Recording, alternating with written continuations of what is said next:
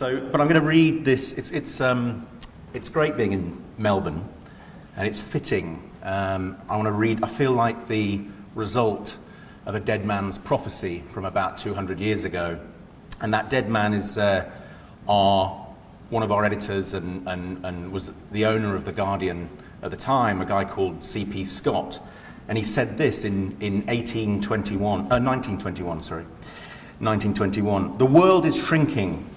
Space is every day being bridged. Already we can telegraph through the air or the ether, from Penzance to Melbourne, and tomorrow we should be able to talk by the same mechanism. Physical boundaries are disappearing. Moral boundaries must speedily follow suit. The English-speaking peoples should then be quite a comfortable family, gathered as if it were round a common hearth. What change for the world, what a chance for the newspaper. So incredible. I sort of think of that sort of common hearth as Facebook or something now, where we can sort of communicate instantly with one another all around the world, and incredible that that's in just under 100 years that's come true. So I'm going to talk a little bit about the history of The Guardian and basically why I think we've managed to go from the 9th most popular newspaper in England to the second largest English language newspaper site in the world. And also what we're doing about disruption and how we're avoiding disruption and how we ourselves are disrupting. So if you think about The Guardian was founded in 1821, and for 180 years, that model, the newspaper model, was a very certain one and a very successful one. And if you think about it, it's a print format, it's a closed model, you can't take that content and reuse it, you can't contribute to it, it's fixed, it's closed, and it's local as well. It's only being delivered to, we started off with 1,000 copies in Manchester and London. And then, so that's great, that serves us really, really well for about 180 years. And then we moved to about 20 years ago, and up until about 2 or 3 years ago, and that print model turns to digital, and we suddenly, we have to be online. We go from a closed system to an open system, so we allow people to cut and paste, to extract our content in the paper and reuse it on their sites and elsewhere.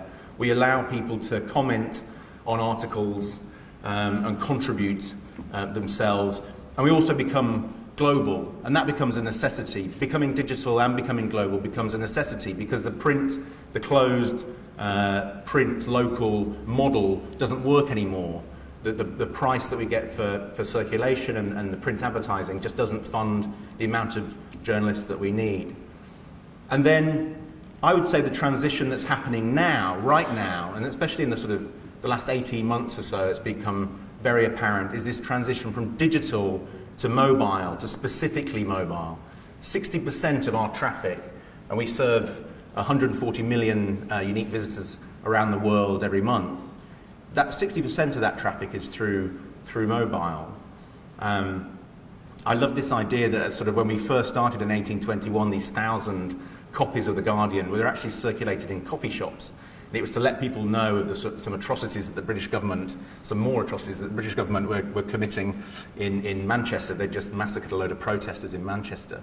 And so we circulated these papers around coffee shops and to sort of inspire public debate. And sort of 200 years later, we are being consumed via mobile devices in Starbucks, via Wi-Fi, and we're talking about potentially British atrocities in the Middle East and hoping to inspire public debate. We're also seeing this shift from closed to an open platform where audience still came to us, came to our paper, came to our website. Now we're moving to an off-platform. So we have agreements in place with Apple News and Facebook Instant Articles, with Snapchat. So we are disseminating our news to all of these different platforms and instead taking our news to where different audiences are, rather than expecting them all to come to us. The other massive transition, I think, is going from local to global and now personal. So whereas with local and global, you've still got a single homogeneous product. The product that I read is the same as the one that you read or you read. But now what we're finding and what we're doing is personalizing those experiences. So you might follow a certain set of journalists and be interested in sport and culture. I might follow another set and be interested in news and politics and the environment.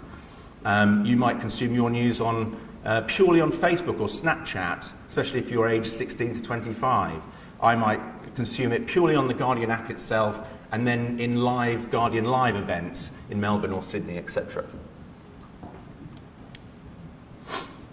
So the one thing that we know for certain is that we face a hell of a lot of uncertainty going forward. So 180 years, and even the past sort of 20 years in the sort of digital space, it's been fairly certain. We've had fairly certain business models that enable us to sort of forecast how we can run our business, how we can afford the amount of journalists, and to do what we do. But what's happened, and again, sort of, I mean, it's this pace of change, technological change, changing consumer behaviour, changing the commercial model. That's just, it's going at such a dynamic pace at the moment that there is no longer certainty. And we were really fortunate enough to speak to Dr. Ellen Stoffen. And Ellen Stoffen is the chief scientist for NASA, and we spoke to her a year ago, and we were talking about how do we cope with this massive uncertainty and this rapid pace of change. So Ellen Stoffen's job is her mission is she has to land people on the surface of Mars by 2030. That's her brief.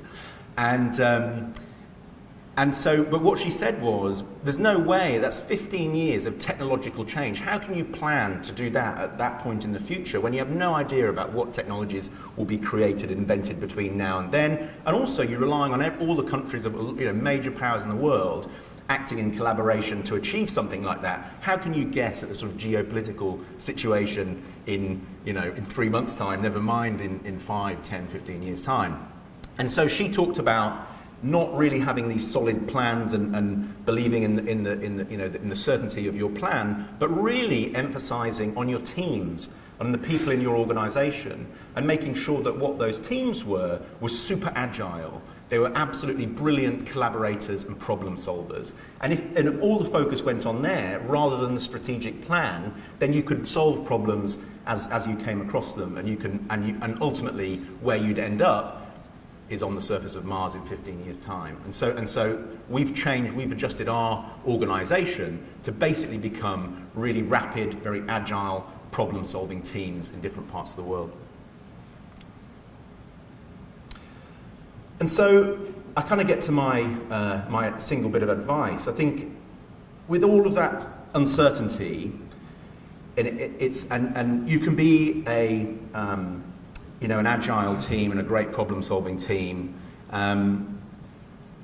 Our Kath Viner, our editor-in-chief, recently said, purposeful business is good business. Focus on values, not valuations. And so in face of that uncertainty and in face of all of that competition, what we've decided to do is just really focus on our core values and focus on our purpose. And the Guardian, fortunately, is not owned by any shareholders. We're not owned by a media baron or private commercial enterprise. We're owned by a trust, and that trust is just there to ensure the financial and editorial independence of the Guardian in perpetuity. And so our purpose is really to provide the truth, to become the fourth estate, to question authority, to hold power to account, wherever that lies, whether it's in government or in unions or in big business or elsewhere.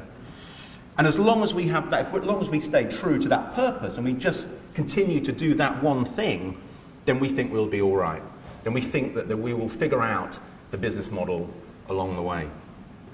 And finally, another quote from Kath. Kath was the launch editor of Guardian Australia, by the way, is now the global editor-in-chief. She says, "The world needs a Guardian. The world needs the Guardian." Thank you very much.